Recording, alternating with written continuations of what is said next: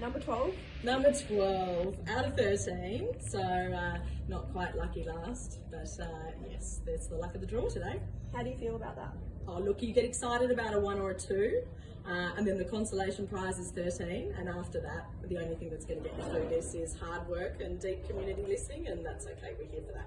13 candidates. Could you quite believe there was that many quite late entries coming in? No, look, it's a serious business elections, and with 13 candidates on the draw, it's making it a bit of a circus. So I'm just really keen to get back to the fact that we have some very serious issues in this local electorate that need a strong independent voice to be an advocate for, and I'm looking forward to kind of cutting through the noise and getting back to what matters. Do you think it could be hard for voters? 13 names on a list, faces they've probably never seen before. How do you think that's going to shake things up? Look, I think people don't like people playing games with democracy. And so if you are a serious candidate who's been doing the work on the ground in this community, then absolutely democracy is there to be a fair contest and a battle of ideas.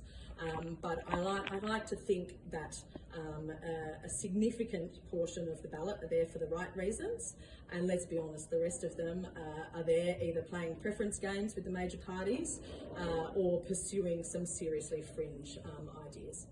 Speaking on preferences, have you had any discussions about them yet? Look, as a community independent candidate who deeply believes in integrity and really doesn't like the game playing of the major parties, it would take an awful lot for me to move from the position that we took to the federal election, which was an open ticket where we trust the voters to be able to decide based on their own values and priorities what to do. But I really am encouraging everybody to number all the boxes. There's no point in having a weak vote. This is a really important by-election. I encourage people to number all the boxes and make sure your vote is powerful. Key priorities? For me, it is making sure that we get some integrity back into politics, that we support the community through the big changes that are coming for the energy transition and for solving the housing crisis.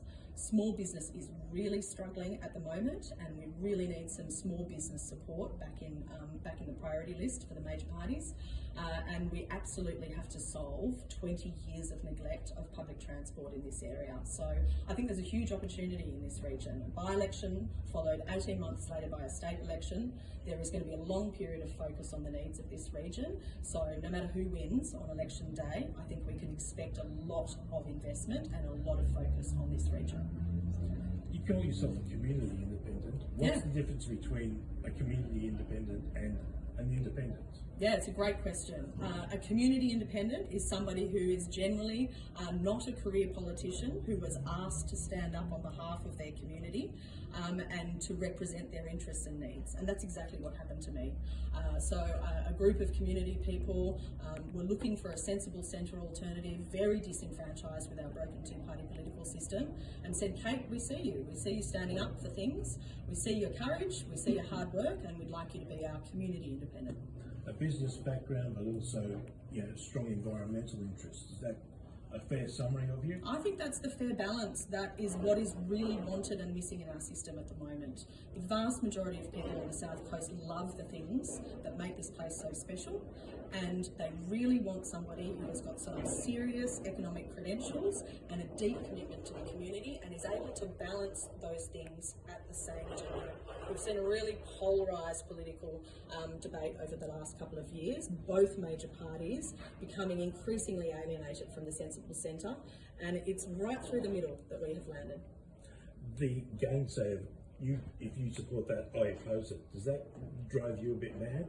It's not in the community's interests, and it's not acknowledging the complexity of some of the challenges that we have ahead of us. We need people who are able to work across both party lines and to get out of this postcode politics and get out of this winners and losers game, because in the meantime, we've got big transitions that our community has got to be able to manage, and we've just got to get on and do the work, to be perfectly honest. Politics should not be the game for politicians. It should be the community's voice shaping local solutions that matter to them. Thanks so much. Nice. Thank you. Awesome.